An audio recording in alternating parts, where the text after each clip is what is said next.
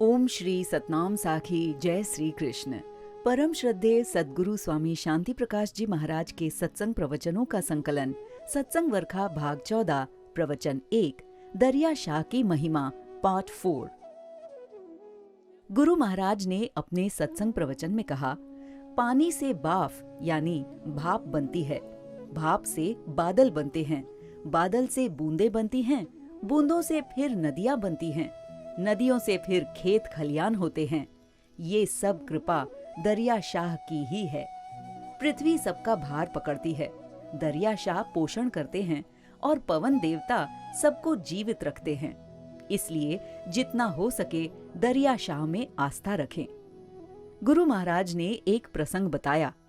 एक बार गांधीनगर में रहने वाली एक माता गुजर गई और थोड़ी ही देर में वो फिर से जीवित हो गई। वो जोर जोर से रोने लगी क्योंकि उसने कभी किसी को दान पुण्य नहीं किया था।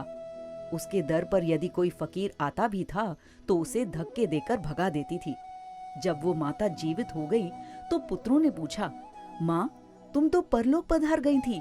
माता ने कहा, बेटा मैं बराबर परलोक पधार गई थी और मुझे यम के दूतों ने इतना बेरहमी से घसीटा जो मेरा सारा शरीर टूटने लगा और मैं चिल्लाने लगी कि मुझे कोई थोड़ा पानी पिलाओ, मुझे बहुत प्यास लगी है। फिर उन यम के दूतों ने कहा, तूने कभी किसी को पानी या कभी रोटी दान नहीं की है, दान किया ही नहीं है, इसलिए अब तुझे यहाँ पर पानी नहीं मिलेगा। गुरु महाराज ने कहा, इसका अर्थ हुआ कि दरिया शाह इस लोक में भी सहायता करते हैं और परलोक में भी। मरने के बाद भी जल से ही स्नान कराया जाता है। स्नान के बाद ही प्राणी की अंतिम संस्कार क्रिया की जाती है।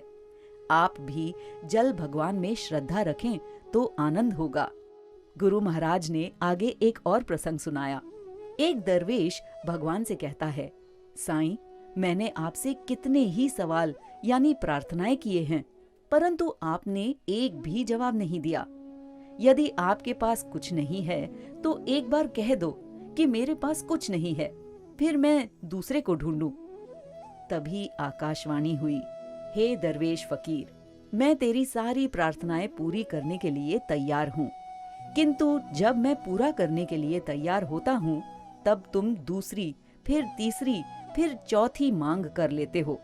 पहले तुम निश्चय तो करो, फिर मुझसे शिकायत करना। ये सुनकर फकीर ने कहा, बराबर ये मेरी गलती है। मैंने जो पहले प्रार्थनाएं की थीं वो आप माने ना माने, पर अब 2 प्रार्थनाएं जरूर पूरी करिए। अल्लाह अबो रखे, दूजा तन दुरुस्त हो, अर्थात एक तो मेरी अंत तक इज्जत बनी रहे, यानी देश परदेश लोक परलोक में मेरा नाम ऊंचा रहे, किसी के आगे शर्मिंदा ना बनूं, और दूसरा शरीर करके खुश रहूं, प्रसन्न रहूं, किसी के अधीन ना बनूं। मुझे और कुछ नहीं चाहिए। भगवान ने जब ये 2 प्रार्थनाएं सुनी तो प्रसन्न होकर तथास्तु कहा। गुरु महाराज जी प्रेमियों से कहते हैं, हम भी भगवान से ज्यादा न मांगकर हमेशा ये दोनों प्रार्थनाएं ही करें।